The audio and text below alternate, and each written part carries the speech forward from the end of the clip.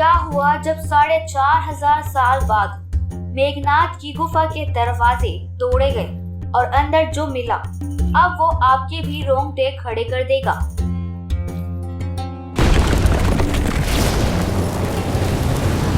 नमस्कार दोस्तों, एक बार फिर माइथोलॉजी मिस्ट्रीज में आपका स्वागत है। लेकिन इस पर बात करने से पहले अगर आपने हमारे चैनल माइथोलॉजी मिस्ट्रीज को अभी तक सब्सक्राइब नहीं किया तो तुरंत करें और जानकारी पसंद आए तो कमेंट में जय श्री राम लिखना ना भूलें। दोस्तों, इसकी शुरुआत होती है साल 2018 में। बेंगलुरु में एक शोधकर्ता रामायण के ऊपर शोध कर रहे थे।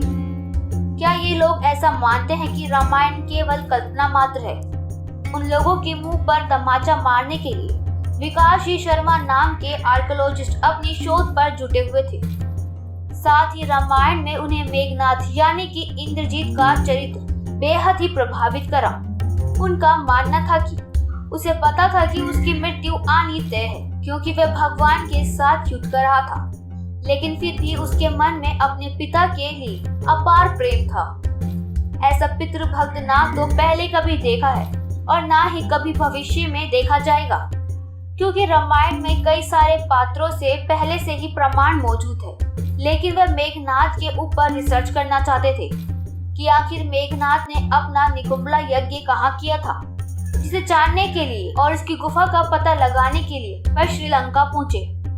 श्रीलंका में विकास जी शर्मा को मात्र 3 दिन का वीजा दिया गया था और उन 3 दिन के अंदर ही उन्हें अपनी रिसर्च को पूरा करना था। लेकिन उन्होंने हार नहीं मानी और विकास जी जो बड़े आर्कियोलॉजिस्ट थे वह उस पर्वत पर पहुंचे जिसे सुमेरु पर्वत के नाम से जाना जाता है। और वैज्ञानिकों का मानना है कि शास्त्रों में ऐसा लिखा हुआ है कि इसी सुमेरु पर्वत के ऊपर लंका नगरी बसाई गई थी। वे समझ चुके थे कि मेघनाथ की गुफा भी इसी पर्वत के निकट 1-2 किलोमीटर के अंतर्गत मौजूद है। इसके बाद मेघनाथ की गुफा को ढूंढने लगे। मेघनाथ को इंद्रजीत भी कहा जाता है, वो इसलिए क्योंकि उसने इंद्रजीत को हराया था।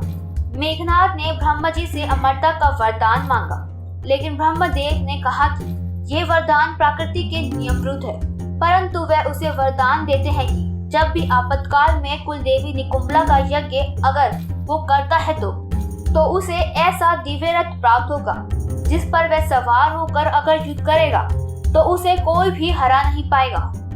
अपने इस यज्ञ को पूरा करने के लिए वह 2 से 3 किलोमीटर दूर गुफा के अंदर आ गया। मेघनाथ गुफा के अंदर यज्ञ कर रहा था।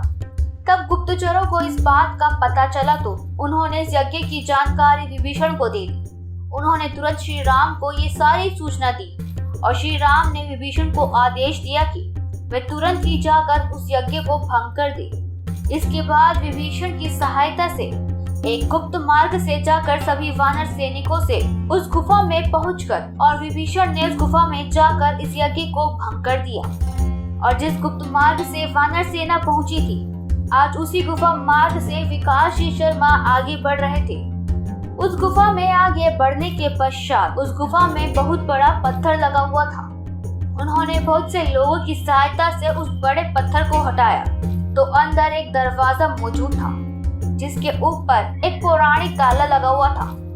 उन्होंने एक बड़े फाटे से उस ताले को तोड़ दिया और 4,500 साल बाद मेघनाथ की गुफा के ताले खोले गए। तो अंदर के नजारे को देखकर उनके होश उड़ गए, क्योंकि इस गुफा के अंदर लंका की देवी निकुंभला जी की बहुत बड़ी मूर्ति स्थापित थी।